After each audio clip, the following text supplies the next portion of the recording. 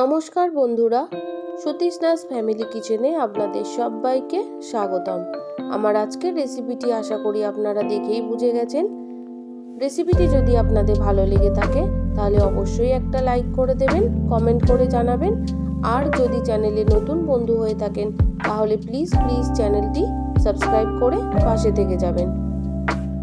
আমার সকল বন্ধুদের জানাই আন্তরিক শুভেচ্ছা, ভালোবাসা ও অভিনন্দন। তাহলে চলুন আর বেশি দেরি না করে শুরু করা যাক আজকের এই সুস্বাদু লাউ শাক রেসিপি।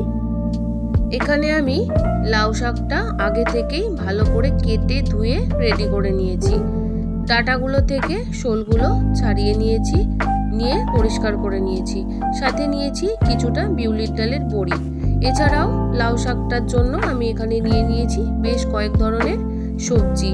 তাহলে চলুন সবজিগুলো আস্তে আস্তে কেটে নিচ্ছি। প্রথমেই আমি এখানে বেগুনগুলো কেটে নেব। বেগুনগুলো আমি কিন্তু একটু লম্বা লম্বা করে কাটবো। আমি এখানে যা যা সবজি নিয়েছি আপনারা চাইলে এগুলো ছাড়াও আরও কিছু সবজি এতে আপনাদের পছন্দ মতো অ্যাড করতে পারেন। বিউলির ডালের বড়ি দিয়ে নিরামিষ লাউ শাকের তরকারি ভীষণ ভালো লাগে। আপনারা একবার অবশ্যই কিন্তু বানাবেন। বেগুনগুলো কেটে নেওয়া হয়ে গেছে। এবার আমি কেটে নিচ্ছি গাজর। গাজরটা একদম ফ্রেশ ছিল, তাই আলাদা করে আর গাজরের খোসাগুলো ছাড়াইনি। ভালো করে ধুয়ে নিয়েছি, যদিও আমি সমস্ত সবজি কাটার পর আবারও ধুয়ে নেব। আপনারা কিন্তু বিউলির ডালের বড়ি ছাড়াও মটর ডাল ভিজিয়ে বেটে বড়া বানিয়ে একই পদ্ধতিতে লাউ শাক বানাতে পারেন, সেটাও কিন্তু খেতে খুব ভালো হয়।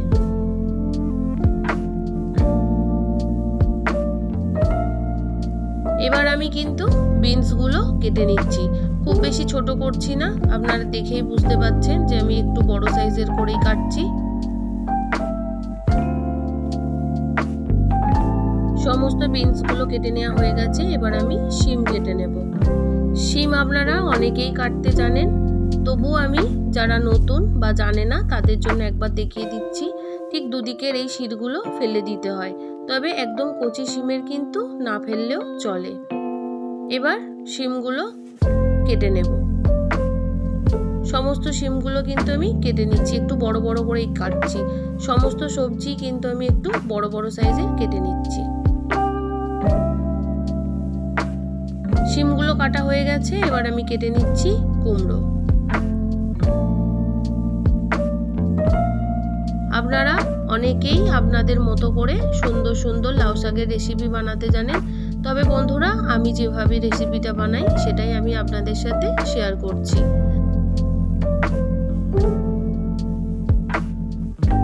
রেসিপিটি যদি আপনাদের ভালো লেগে থাকে তাহলে অবশ্যই একটা লাইক করে দেবেন। আপনাদের একটা লাইক আমাকে আরও ভালো ভালো রেসিপি বানানোর উৎসাহ দেয়, তাই ভিডিও শেষে কিন্তু অবশ্যই একটা লাইক করে দেবেন বন্ধুরা। সাথে অবশ্যই একটা ছোট্ট কমেন্টের মাধ্যমে জানিয়ে দেবেন যে আপনাদের কেমন লাগলো। কুমড়োগুলো কেটে নেওয়া হয়ে গেছে। এবার আমি যে মটরশুঁটিগুলো আছে মটরশুঁটিগুলো ছুলে নিচ্ছি। তবে বন্ধুরা আমি আবারও বলছি, এগুলো ছাড়াও আপনারা আপনাদের পছন্দ মতো সবজি এখানে দিতে পারেন।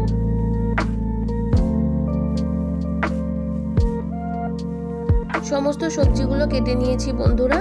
আর যে আলুগুলো ছিল, যেহেতু এটা নতুন আলু আর ছোট ছোট নিয়েছি, তাই আমি ছুলে নিয়ে ধুয়ে নিয়ে গোটাই রেখে দিয়েছি। এদিকে কড়াইতে সাদা তেল গরম করে নিয়ে বেশ কয়েকটা বিউলির ডালের বড়ি আমি ভেজে নেব লাল লাল করে।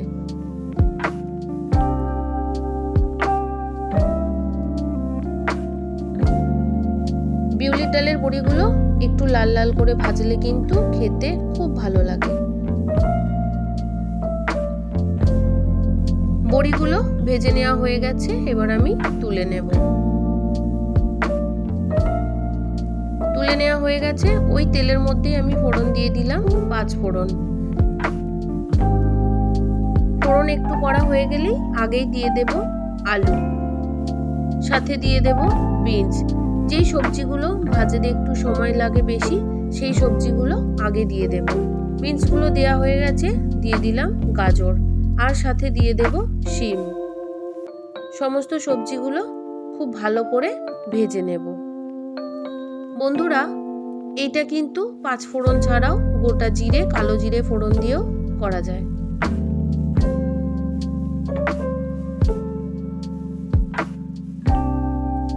সবজিগুলো 3 থেকে 4 মিনিট মিডিয়াম আঁচে ভেজে নেওয়ার পর এর মধ্যে দিয়ে দেব লাউয়ের ডাঁটাগুলো একটু আগেই দিয়ে দিয়েছি। সাথে আমি দিয়ে দেব বাকি যে সবজিগুলো আছে, কুমড়ো আর বেগুন। মটরশুঁটিটা কিন্তু এখন আমি দেব না। এবার সমস্ত কিছু জোর আঁচে ভালো করে ভেজে নেব।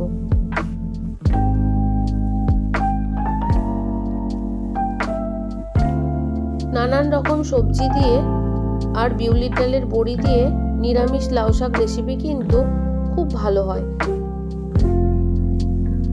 এবার আমি 2 থেকে 3 মিনিটের জন্য সবজিগুলো ঢাকা দিয়ে রেখেছিলাম আস্তে আঁচে।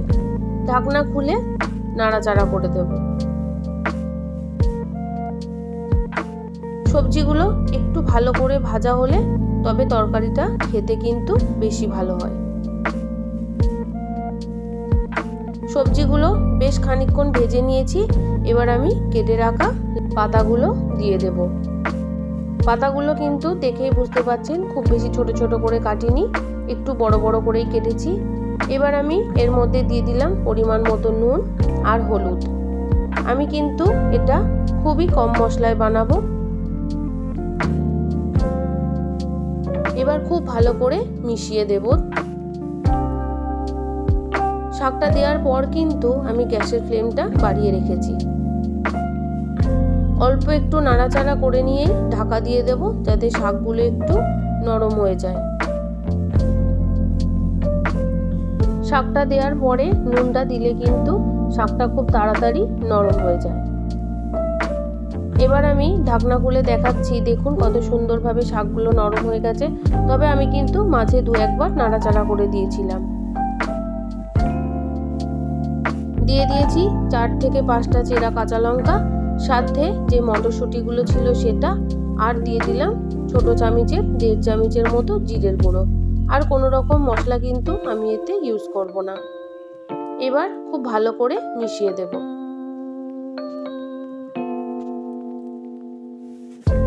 কম মশলায় এত সুন্দর যে স্বাদ হয়, না বানালে বুঝতেই পারবেন না। অবশ্যই কিন্তু একবার হলেও আমি যেভাবে বানাচ্ছি এইভাবে বানাবেন। আশা করি আপনাদের ভীষণ ভীষণ ভালো লাগবে। খুব ভালো করে কষিয়ে নিচ্ছি মশলাটা দিয়ে সবজির সাথে। একটু সময় নিয়ে সবজিগুলো কষিয়ে নিতে হবে। যেহেতু নিরামিষ, একটু কষানোটা বেশি ভালো হলে খেতেও কিন্তু ভালো হবে। দিয়ে দেব পরিমাণ মতো জল। বন্ধুরা, প্রথমে আমি অল্প একটু দিয়েছি, তবে আরও একটু জল লাগবে, যেটা আমি আরেকটু মিশিয়ে নিয়ে সবজিগুলো বুঝে শুনে তারপর দেব।